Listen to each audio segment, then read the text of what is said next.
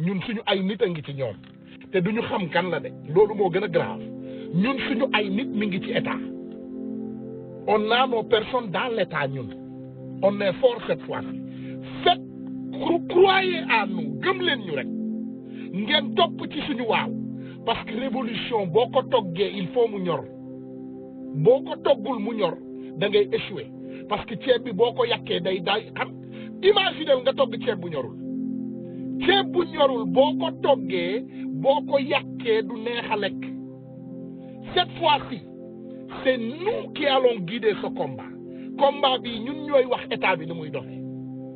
comprendre bu ñu bëggee seen ndey caaro yi Pikine lañ leen di yóbbu ñoom ñëpp ñu daw wutali Pikine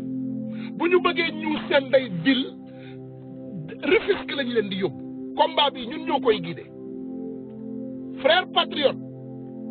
frères compatriotes restez en garde restez prêts restez en ligne et incha allahu rabbi mot d'ordre bi bis buñ ko joxee day fekk ñoom raarol nañu li ñuy ne raarol xam nga raarol mooy nga yëngal kaasu gaynde nga dugal gaynde ci biir kaas yëngal ko noonu lañ leen di def dañ leen di dugal ci biir kaas yëngal leen bàyyi leen ñu génn fekk miir nañu duñu xamante fu ñuy teg seen tànk Guy Marius Sagna est en prison et après Clédor Sène est en prison et après Assane Diouf aussi c'est pas grave parce que ñun pare nañu woon lii ba pare nous on avait déjà préparé ça lii ñuy xeex nii pare nañ ko ba pare parce que xam nga il faut savoir que ñi ay mbaam lañu ils ne sont pas intelligents en fait xam nga doomu aadama yi yenn saay da ngeen di may doomu aadama valeur boo xam ne amu ko da ngeen di may valeur doomu aadama boo xam ne amu ko ne vous en faites pas nous on est prêts te bii yoon ñun ñooy décider kañ la ñuy génn kenn duñu ko décider on va décider quand est-ce qu'on va sortir benn doomu aadama duñu ko décider ay conférence de presse waaw nangam dañuy génn ñu dem place de l'Obélisque conférence de presse dañuy génn dem Pikine conférence de presse dañuy génn dem Thiaroye Gare déedéet bii yoon combat bi ñun ñoo koy mëne combat bi bii yoon ñun ñoo koy mëne ñun ñoo koy décider fu ñu neex ngeen di dem fu ñu neexul doo leen fa dem ku ñu neex ngeen di jàpp ku ñu neexul doo leen ko jàpp il faut loolu ngeen dugal ko ci seen biir bopp yi dugal leen ci seen biir bopp yi ne bi yoon ñun ñooy décider combat bi incha allahu rabbi mburoog soow dafa am loo xam ne dañ ko planifier muy Idi ak nitu Macky te loolu je pense que mon frère Clédor Sène vous l'a expliqué hier parce que nitu Idi yi ak Macky léegi benn équipe lañu benn équipe rek lañu comprendre léegi benn équipe boobu ñu am incha allahu rabbi ñun tamit patriotes yi yëpp dañu dajaloo doon benn équipe imaginez tous les patriotes du Sénégal nekk benn équipe Idi ak Macky nekk benn équipe kan ngeen yaakaar ne mooy gagné combat boobu donc je pense que lii combat bii ñu nekk nii lii chess game la c'est chess yéen ñi xam luy chess c'est un match de chess la li ñu bëgg ñu def ko duñ ko def benn patriote bu mu génn benn patriote yéen topp leen ci li nga xam ne moom mooy mot d'ordre bi benn patriote bu mu saax-saaxe boppam bu mu génn di sacrifier dara arrêtons nañu arrêté benn patriote laa wax bu mu génn di def dara lii ci mot d'ordre lay dox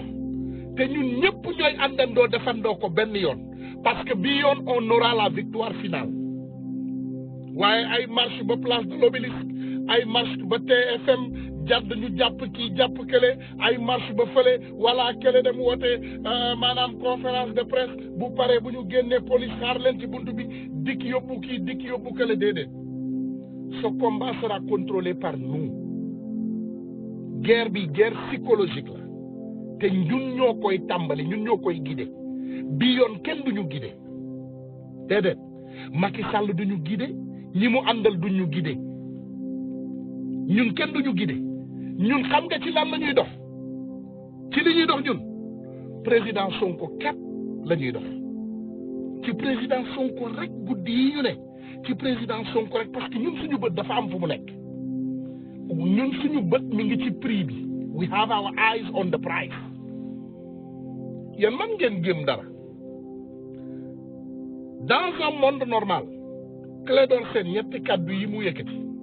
ñaari kaddu yu ndaw yi mu yëkkati wax naa ak Assane Diouf nangam wax naa ak Guy Marius Sagna c'est mardi voilà donc exactement tey ban juge moo mën a ne Clédor Sène ak Assane Diouf ak Guy Marius Sagna planifié nañu mardi quelque chose qu'est-ce qui s'est passé mardi aujourd'hui c'est mardi wala tey mercredi la tey du mardi la de gisuma picc bu yëngatu Sénégal donc dites-moi Mburoog Sow ñoo intelligent wala ñun ñoo intelligent Mburoog Sow ñoo intelligent wala ñun ñoo muus Mburoog Sow ñoom ñoo intelligent wala ñun ñoo intelligent qui est intelligent Mburoog Sow ñoo muus wala ñun gone yu bees yi ñun ñoo muus defe naa si on comprend bien tey bu doon match football on a gagné la première partie du match si c'était un match de football aujourd'hui on a gagné la première partie du match il faut ngeen arrêter diviser pour mieux régner vous pensez que vous pouvez nous diviser non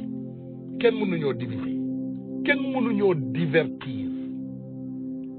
kenn mënuñoo diviser kenn mënuñoo divertir ñun li ñu décider bi yoon ñun ñoo koy décider suñu bopp kenn duñu ko décider personne ne décidera à notre place Macky Sall ak bandam de menteurs et de voleurs duñu divertir xam nañu leen ba pare tey du mardi je pense que c'est mardi te bu fekkoon ñoom planifié nañu pour doomu aadama yi génn defe naa doomu aadama yi génn nañu ba pare wala parce qu'ils sont toujours en prison si je comprends bien Clédor est en prison Guy Marius Sagna est en prison Assane Diouf est en prison kan moo génn ana ban doomu aadama moo génn pour une fois j'aime bien les patriotes pour une fois ñun ñëpp ànd nañu ci benn kaddu pour une fois ñun ñëpp ànd nañu ci benn kaddu benn xam-xam te nii la xeex bi war a demee xeex bi mot d'ordre buñ ko joxee patriotes yi yëpp ay génnandoo une fois te ñun ñooy décider loolu le jour que ce message va passer yéen xam ngeen li ñu waxante ak li ñu juboo bu boobaa message bi bu jàllee ñoom dañ leen di jàpp off guard maanaam ils ne pourront pas être prêts pour nous fi mu ne nii xamatuñu dara parce que ñoom yaakaaroon nañ ne tey la mardi la ils pensaient que c'est aujourd'hui tey gisuñu dara gisuñu picc bu yëngatu Dakar gisuñu saala yaay ndeer mes amis préparez-vous continuez à prendre vos masques continuez à seen réservoir yi continuez à vous préparer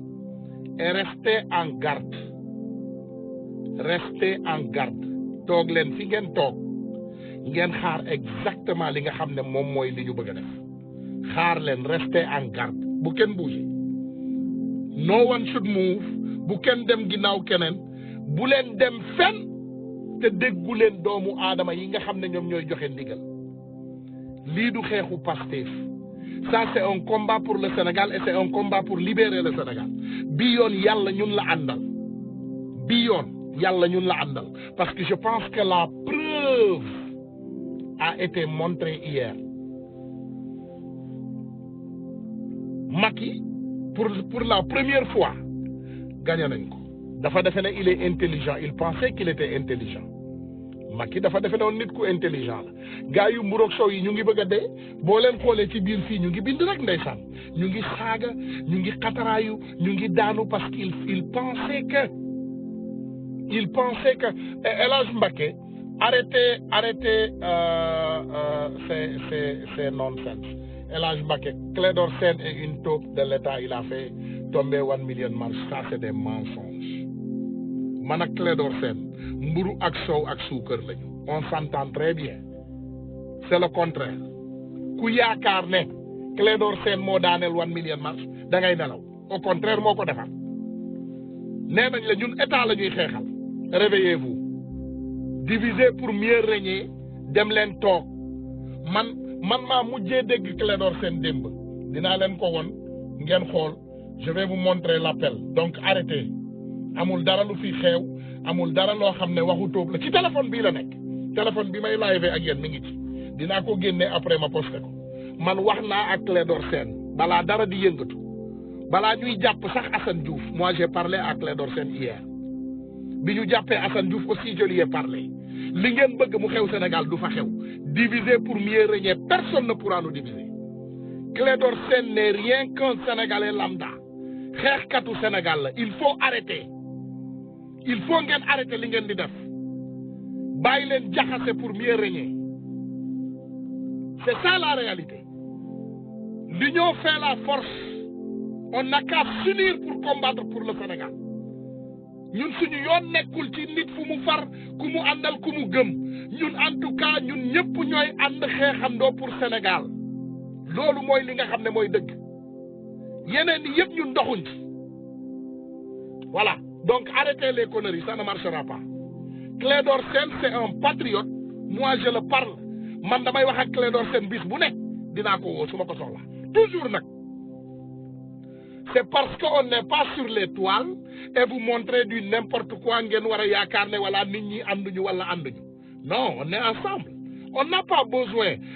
soxlawuñu wone li nga xam ne moom la ñuy wax chaque jour on est contre un état délinquant boo àndee ak état boo xam ne délinquant la yow da ngay def li nga xam ne moom mooy sa wareef nga bàyyi leen ñoom ñuy celli ñun dañu xam état Sénégal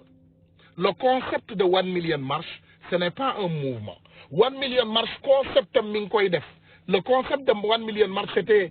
pour rassembler tous les Sénégalais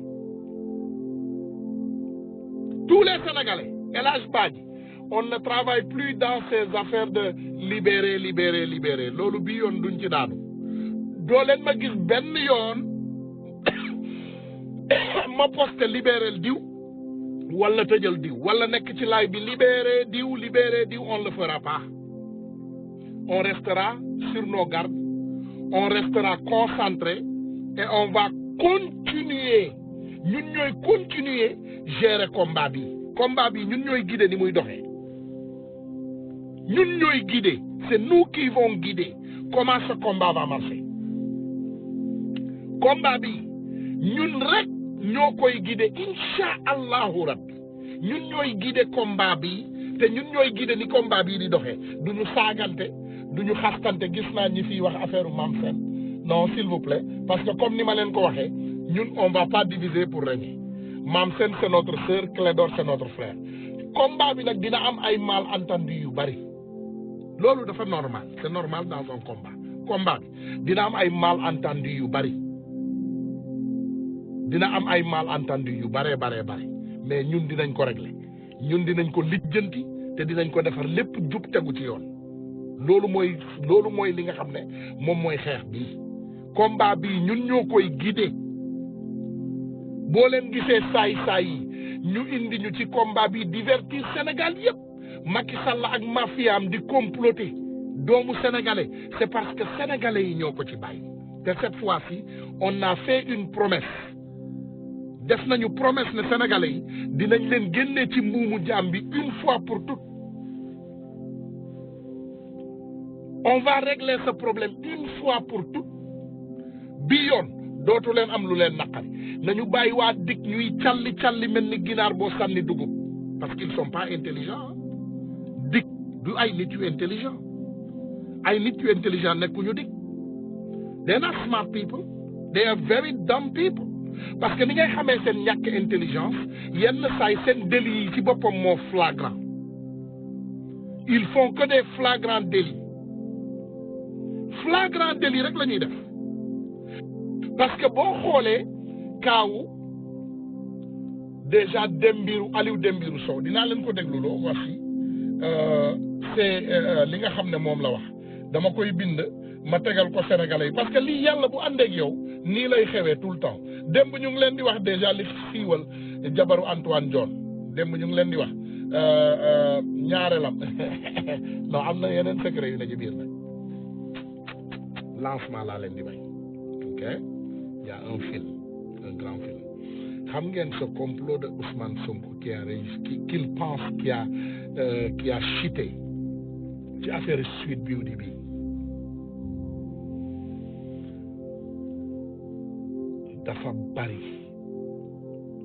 dafa bari ay complot yu ñu teg xam nga ñoom lu ñu def front ndekete Sonko ndeysaan ndekete Sonko Dakar yépp lañ ko ubbil ay fo mais je te dis que loolu lancement la on va faire un combat bu combat boobu jeexee ñu dem dugg ci beneen donc duñu ubbi front yu bari mais je vous garantis sama diggante ak yàlla ak yonent bi jot naa ay information yu explosif yoo xam ne billahi xamewu leen ma fen sama diggante ak yàlla lay waat billahi wallahi tallahi julli fajar ba pare tey jot ay information yu explosif yoo xam ne bis bu ma ko génnee sénégalais yi ñu bari ñooy feebar ndeke ñun jaam yi suñu doom yi ak suñu frères yi ci boppam la ces petits milliardaires qui sont dans nos villes Sénégal moo garaaw ndekete ku nekk ngi créer groupe bu mu comploter Ousmane Sonko c'est extraordinaire ndekete ku ne mi ngi créer groupe boo xam ne dañ koo bëgg a comploter Ousmane Sonko kii bu créer groupe bi moom ak ay délinquants kële créer groupe bële moom ak ay délinquants kële créer groupe bële moom ak ay délinquants kële créer groupe bële moom ak ay délinquants léegi ñuy xaar kan mooy indi li nga xam ne moom mooy ay solution pour ñoom ci loolu la ñuy dox dañu ubbi ay front yu bari gis nga kii génnee Sweet Beauty bi nii dafa doon parax non c'est extraordinaire ki génnee Sweet Beauty bi dafa doon paraxe mais en réalité front yu bari lañu bëggoon ubbi maanaam dañ ko doon jiiñ leneen feneen jiiñ ko leneen feneen ba yóbbante sax ay nit nag Casamance ak yeneen place tas ay nit fu ne ci biir Sénégal pour sosal doomu jàmbur bi mais xam nga yàlla bu la bëggee ci seen biir ñoom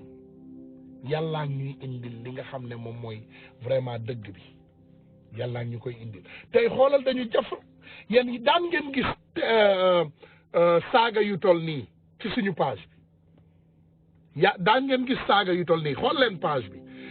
dinaa bañ a bloqué gars yi sax ma bàyyi leen j'ai déjà bloqué 10 personnes 10 à 15 personnes naa bloqué ci suba si nii ñu ngi saaga rek parce que dañoo jommi parce que li leen naqari tey dañ leen bett on les a surpris donc tey li nga xam ne moom mooy nitu makk yi ñoom ñëpp dinañu armé wu tey dinañu dof xool leen ñu ngi bëgg a dof ils sont devenus fous parce que li leen jaaxal mooy comment naka la ñu def ñun ba nax leen comme naka la ñu def ba padd leen ba galgal leen ne leen tëj ci suuf tey bu doon bëre Macky dee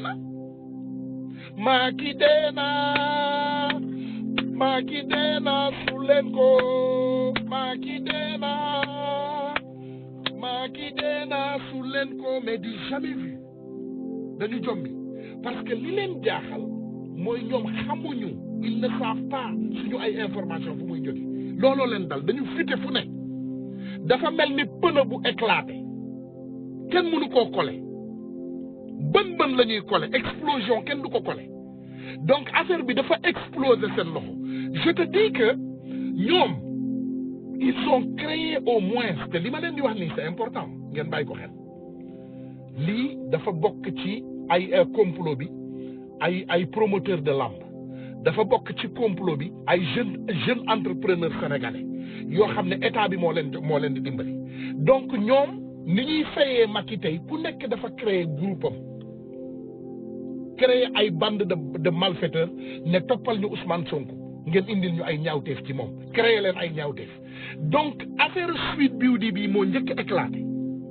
mais ils ont ouvert plus de 20 fronts déglu leen ma de ñaar fukki front la ñu ubbi c'est extraordinaire dañu ubbi ay front fu ne pour takkal benn doomu jàmbur bi rek ndekete man maa ngi soog a gis li Ousmane Sonko doon wax Ousmane Sonko am na kàddu bu mu mës a yëkkati nee na lii état la man Ousmane Sonko liggéey naa impôt et domaine 15 ans état xam na lu Ousmane Sonko am xam nañu lu muy añee xam nañu lu muy reere nee na suñu gisoon lu tolloog tarfatal ay ni ci man dinañ ma jàpp bu yàgg yóbbu ma prison Ousmane Sonko xam na leen daf leen di moytu il les connaît bien xam nga Ousmane Sonko bu demuloon Sweet Beauty gis ngeen vidéo bi mais c'est extraordinaire moi je vais visiter mais gars yi yéen ñi ñu nekkal Sénégal déjà dem leen Sweet Beauty ngeen maasew pour dugg seen diggu dëjëw ndey yi doomu xaraam yi allez yéen ñëpp rang leen s'il vous plaît faire la queue devant Sweet Beauty Spa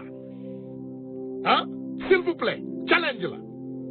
defal leen ma challenge te ngeen wutal ma numéro Sweet Beauty Spa bi man rek dinaa fayal 10 personnes seen massage man je vais payer 10 personnes dinaa leen fayal massage les 10 premières personnes wutal leen ma numéro Sweet Beauty Spa du 50 000 la dinaa fayal 10 personnes les 10 premières personnes dinaa leen fayal ngeen dem massage ndekete ñu jàpp Sweet Beauty Spa di yàq deru Sweet Beauty Spa di wane ay photo yu xonq di fen di duul ndeke Sweet Beauty Spa dafa rafet siwlise set ci biir c'est une queue devant Sweet Beauty Spa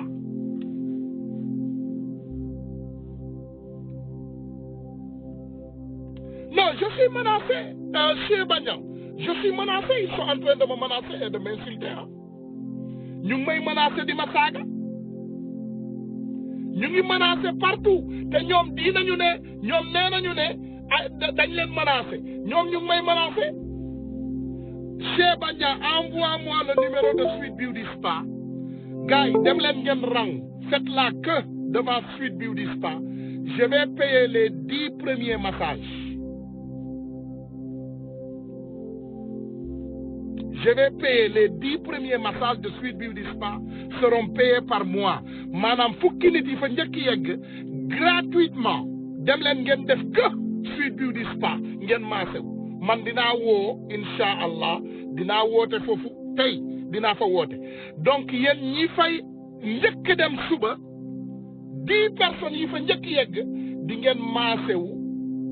gratuitement dem leen ngeen maasew parce que ndeke ñii ay duulkat lañu boo leen xoolee photo Sweet Beauty Spa xoolal mi ngi gis nga gars yi ñu may menacé mais gars yi fan laa war a mën a porter plainte gars yaa ngi may saaga di ma menacé ma defe ne yéen waa APR nee ngeen yéen la ñu menacé voici les menaces c'est là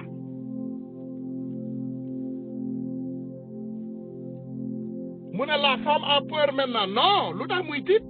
Sweet Beauty Spa tëjul non institution la dinaa ko woo de toute façon et je vais vous faire signe ku dem na def photo def ko profil ku dem Sweet Beauty Spa jëlal photo nga posté ko Sweet Beauty Spa doomu aadama yi dañ fa war a dem faju bu baax a baax Sweet Beauty Spa man su ma fa newoon fa laay dëkk chaque semaine ma dem fa ñaari yoon fenkat yi duulkat yi jàpp institut jàmbur bi institut bu am ay permis institut bu légal maa ngi leen koy won xam nga wax moom werante xuuxaan tekki tubéy loolu la wolof wax maa ngi leen di won Sweet Beauty Spa ngeen am ci tuuti xam-xam duulkat yi ku leen topp wallahi di nga rey doomu aadama te doo ko tey ñu ngi ñuy menacer partout di fen di ñu duulal léegi ñu ne ñun ñoo leen di menacer mais gis ngeen man Sénégal dafa neex xool leen il faut regarder dans mon live ñu ngi may saaga ndey xoolal ku dem nga position déglu ñu ngi may saaga xoolal mi ngi ni ñu ngi may saaga ñu ngi may écrivez-moi une plainte bindal leen ma plainte Cheikh Bandia voilà c'est bon je vais voilà Cheikh Bandia jëlal capture d'écran yi voilà yow yaa nga fa yéen a nga fa jël leen capture d'écran yi koo leen gis mu saaga rek capture leen écran menace yi jël leen capture d'écran gaa yaa ngi may menacé de mort de il me menace de mort fi mu ne nii sax dama tiit est-ce que man balaa may jóge fii duñ ma rey ah il me menace de mort Sweet Beauty Spa mi ngi nii xaar leen ma won leen ko duulkat yi cam ñi ñoo mën a fen mais journaliste bi aussi